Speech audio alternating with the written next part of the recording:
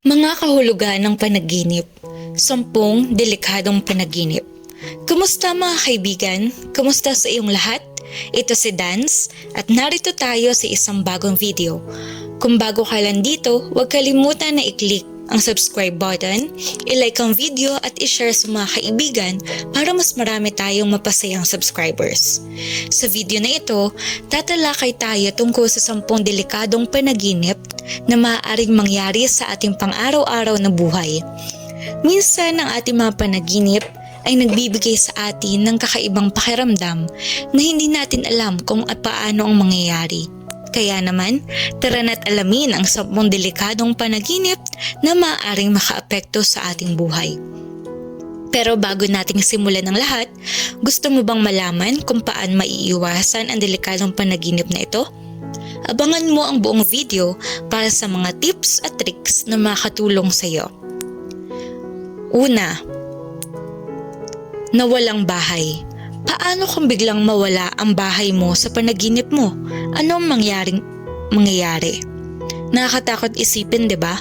Ang pagkawala ng bahay sa panaginip ay maaaring simbolo ng takot sa pagkawala ng seguridad o pamilyar na lugar sa buhay mo. Pangalawa, nakikipaglarong multo. Paano kung makipaglaro sa iyo ang multo sa iyong mga panaginip? Nakaka-creepy, 'di ba?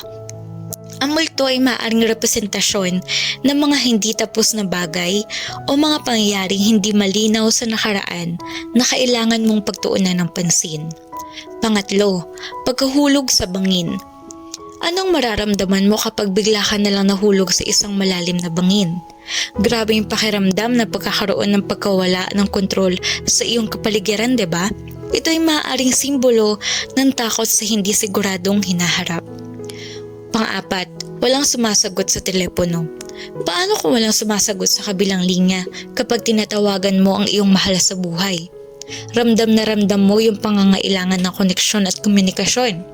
Ang panaginip na ito ay maaaring nagpapakita ng takot sa pagkakaroon ng paghihiwalay o pagkasira ng ugnayan. Ikalima, pagkakakulong sa elevator. Paano kung biglang tumigil ang elevator at ikaw ay na-stranded? Sobrang nakakatakot nito, lalo na kung may kakaibang elementong kasama sa iyo sa loob. Ito ay maaaring simbolo ng takot sa pagiging stuck o hindi nakakagalaw sa isang sitwasyon. Pang-anim, pagiging inaapi. Ano ang gagawin mo kapag ikaw ay inaapi sa iyong panaginip? Nakakatakot ang pakiramdam ng kawalan ng kapangyarihan, 'di ba? Ito ay maaaring magpakita sa iyo ng takot sa pang-aapi o pang-aabuso sa totoong buhay. Ikapito, pagiging naked sa pampublikong lugar. Paano kung bigla ka na lang magising na hubot-hubad sa harap ng maraming tao? Ano ang mararamdaman mo kapag bigla ka na lang naging sentro ng atensyon at kahihiyan? Ito ay maaaring nagpapakita ng takot sa pagkakaroon ng hindi pagtanggap o paghusga mula sa iba. Ikawalo, pagkakaroon ng masamang tuwin. Ano ang gagawin mo kung may masamang kambal ka sa iyong panaginip? Paano kung ang sarili mong kahating masamang version ay magpapakita at manggugulo sa iyo? Ito ay maaaring simbolo ng takot sa sariling mga dark tendencies o hindi ka nais-nais na bahagi ng iyong sarili. Ikalima, hindi mo kayang tumakbo. Paano kung biglang hindi mo na kayang tumakbo sa iyong panaginip? Ano ang mga hadlang sa iyong buhay na nakakapigil sa iyo sa pag-achieve na iyong mga pangarap? Ito ay maaaring nagre-reflect ng mga totoong pagsubok at pag-aalala sa pag-angat. Ikasampu, pagkakaroon ng kamay sa paa at pagkakaroon ng paa sa kamay. Anong mararamdaman mo kapag bigla ka na lang nagkaroon ng paa sa iyong mga kamay? Sobrang kakaiba, 'di ba? Paano kung ang normal mong gagawin ay biglang naging komplikado? Ito ay maaaring simbolo na hindi malinaw na layunin o pagtutok sa buhay. Grabe, ang dami palang pwedeng mangyari sa ating panaginip, no? Pero huwag mag-alala, may mga paraan para maipaliwanag at maunawaan lamang ito.